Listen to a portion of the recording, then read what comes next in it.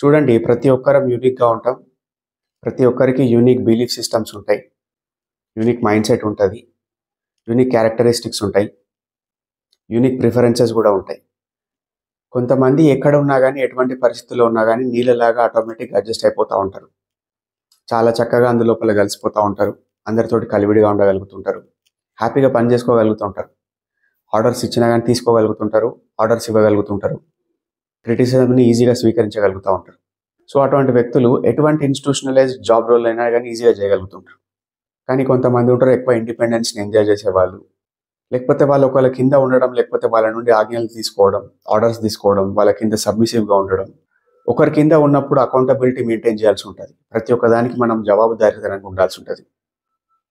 చాలా మందికి ఇటువంటి విషయాలు నచ్చకపోవచ్చు. కానీ చాలా మంది అడ్జస్ట్ అయిపోయి పని చేసుకుంటా ఉంటారు. కొంతమంది ఇండివిడ్యువల్స్ మాత్రం వాళ్ళ లోపల అడ్జస్ట్‌మెంట్ ఆ బిలీఫ్ సిస్టమ్ లేకపోవడం వల్ల, వాళ్ళ కోర్ బిలీఫ్ సిస్టమ్ అనేది చాలా యూనిక్‌గా ఉండడం వల్ల, ఒకరి కింద ఉండడం అనే విషయమే వాళ్ళు తట్టుకోలేరు. ఎంత డబ్బు వచ్చినా, సాలరీ వచ్చినా, మనీ వచ్చినా, ప్రెస్టీజ్ వచ్చినా గానీ, వాళ్ళు ఎంత ట్రై చేసినా గానీ, వాళ్ళ యొక్క కోర్ బిలీఫ్ సిస్టమ్ అనేది దానికి అగెయిన్స్ట్‌గా పనిచేస్తా ఉంటది. ఒక రకంగా చెప్పాలంటే ఈ టాపిక్ అంతా నా గురించే చెప్తున్నా. చాలామంది అడుగుతా ఉంటారు, ఒక సెపరేట్‌గా ఉండే లాయర్ గానీ, డాక్టర్ గానీ, ఒక కన్సల్టింగ్ జాబ్ చేసే వ్యక్తి గానీ, ఎనీ ప్రైవేట్ ఇండివిడ్యువల్ వాళ్ళ కాళ్ళ మీద వాళ్ళు నిలబడి, ఒక ఇన్‌స్టిట్యూషన్ లోపల పని చేయకుండా, వాళ్ళంతట వాళ్ళు సర్వైవ్ కావాలంటే ఎటువంటి కష్టాలుంటాయి, నష్టాలుంటాయి. ఎటువంటి బెనిఫిట్స్ గూడా ఉంటాయి. వాటిని గురించి మనం చర్చించుకోబోతున్నాం. ఫస్ట్ ఆఫ్ ఆల్ అన్నిటికన్నా ముఖ్యంగా ఇందులో ఉండేటిదంటే అటానమీ ఉంటది. అంటే ఏంటిదంటే మనం స్వచ్ఛందంగా బ్రతకచ్చు. ఎవరికి మనం ఆన్సరబుల్ గాదు. ఒకరి కింద ఉన్న ఫీలింగ్ ఉండదు.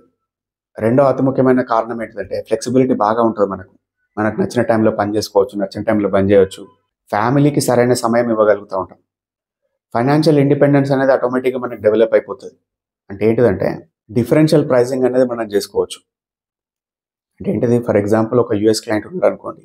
సో, యూఎస్ క్లయింట్‌కి మనం ఏం చార్జ్ చేయొచ్చు? ఒక సమ్ ఎక్స్ అమౌంట్ ఆఫ్ మనీని చార్జ్ చేయొచ్చు. అదే మన ఇండియన్ క్లయింట్ అనుకోండి, some Y amount of charge చేయొచ్చు. ఆ డిఫరెన్షియల్ ప్రైజింగ్ అనేది ఒక ఇన్‌స్టిట్యూషన్ లోపల ఉన్నప్పుడు అది వర్కౌట్ కాదు. అసలు ఒక రిలేషన్‌షిప్ అడ్వైజర్ అనే కాన్సెప్టే మన యొక్క ఇండియన్ సిస్టమ్ లోపల ఎక్కడా లేదు. ఏ ఇండస్ట్రీలో లేదు, ఏ ఆర్గనైజేషన్‌లో లేదు. ఎక్కడ లేదు. యాక్చువల్‌గా ఇది ఒక యూఎస్ జాబ్ రోల్. సో, నేనేం చేసినా అంటే ఆటోమేటిక్‌గా మనం కౌన్సెలింగ్ ఫీల్డ్‌లో సర్వైవ్ కావాలంటే మనకంటూ కొంత స్పెషాలిటీ ఉండాలి. నా స్పెషాలిటీ ఏంటిదని నేను బాగా అబ్జర్వ్ చేసినా. ఒక 3 సంవత్సరాల పాటు నేను చేసిన కౌన్సెలింగ్స్‌ని నేను ఒకసారి ఒక చోట ఆగి బేరీ చేసుకున్నా. ఎందులోపల మనకు బాగా సక్సెస్ రేట్ ఉంది. మనకొస్తున్న క్లయింట్స్ అందరు ఎవరు? Most of them are like between 25-50. So, వీళ్ళందరూ వస్తున్న సమస్యలన్నీ రిలేషన్‌షిప్ చుట్టే తిరుగుతున్నాయి. నేను ఎందుకు చెప్తున్నా అంటే ఈ విషయం, మీరు కూడా ఒక ప్రైవేట్ ప్రాక్టీస్ పెట్టుకుంటే గనక, మీరు ఒక డాక్టర్ కావచ్చు, లాయర్ కావచ్చు, ఒక సీఏ కావచ్చు, సమ్ అదర్ కన్సల్టెంట్ కావచ్చు. మీరు ఏ ప్రొఫెషన్ అయినా ఉండొచ్చు. మీ దగ్గర ఒక నీష్‌ని మీరు ఏర్పాటు చేసుకోవాలి. అంటే ఏంటిది? ఎవరి దగ్గర దొరకని ఒక కాంపోనెంట్ మీ దగ్గర దొరకాలి. అందులోపల మీరు స్పెషలిస్ట్‌గా మారిపోవాలి. మీకంటూ కొద్ది బ్రాండ్ ఉండాలి. మీకంటూ కొద్ది ఇమేజ్ ఉండాలి. సింపుల్‌గా చెప్పాలంటే మీకంటూ కొంత చరిష్మా ఉండాలి. దానికోసం మీరు సోషల్ మీడియాని వాడతారా? మీ దగ్గర ఉన్న ఇంటర్నల్ కమ్యూనికేషన్ నెట్వర్క్స్‌ని వాడతారా? అంటే మిమ్మల్ని మీరు బ్రాండింగ్ చేసుకోవడానికి, మిమ్మల్ని మీరు మార్కెటింగ్ చేసుకోవడానికి ఏదో ఒక సాధనాన్ని వాడుకోవాల్సి ఉంటది. మీరున్న చోటనే ఉండి మీ నోట్లోకెళ్ళి మాట ఎళ్తలేదు. మీరెక్కడికెళ్తలేరు. ఎవరితోటి మాట్లాడతలేరు. ఏ ఒక్క వ్యవస్థతోటి ఇంటరాక్ట్ అయితలేరనుకోండి. ఆటోమేటిక్‌గా మీ యొక్క నెట్వర్క్ డెవలప్ అవ్వడం అనేది, మీ బిజినెస్ గ్రో కావడం అనేది, మీ ప్రొఫెషన్ అనేది గ్రో కావడం అనేది బాగా స్లో అయిపోతది. ఇంకోటి చూడండి, ఎవరైనా సైకాలజిస్టులు సినిమా రివ్యూల గురించి మాట్లాడుతూ ఉంటారా? మాట్లాడరు. బట్ నాకు ఆ ఫ్రీడమ్ ఉన్నది.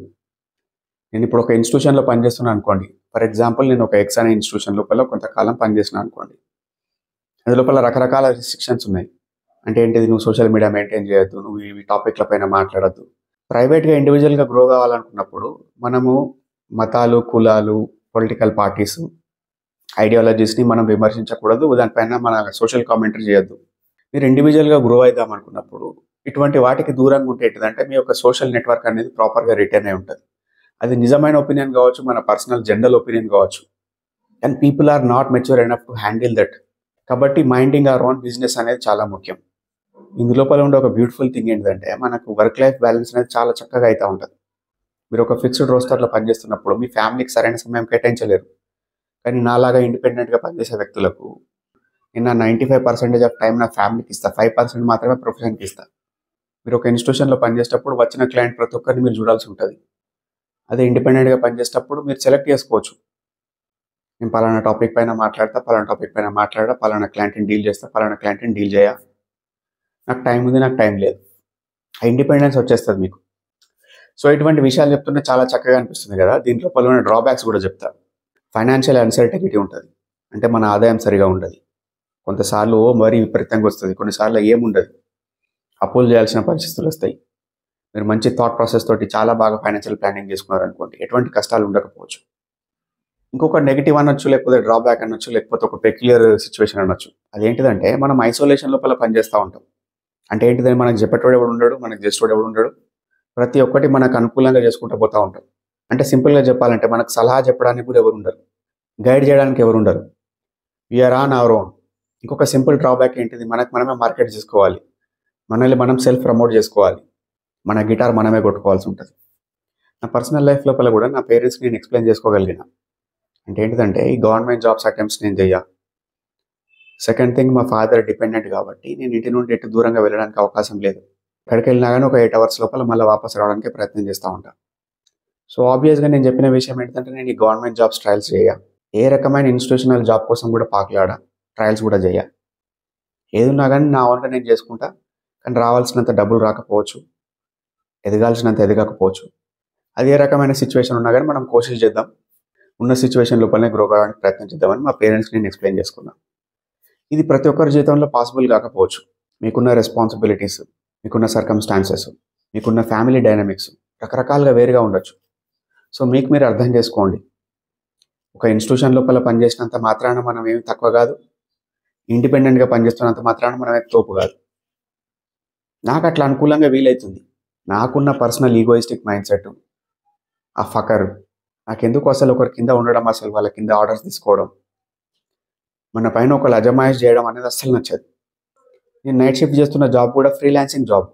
అంటే ఏంటిది, నేను ఏ రోజుకి ఆ రోజు నేను ఇవాళ జాబ్కి వస్తా రాను, ప్రతి ఒక్కటి నా టర్మ్స్ పైన మాత్రమే నడుస్తుంది.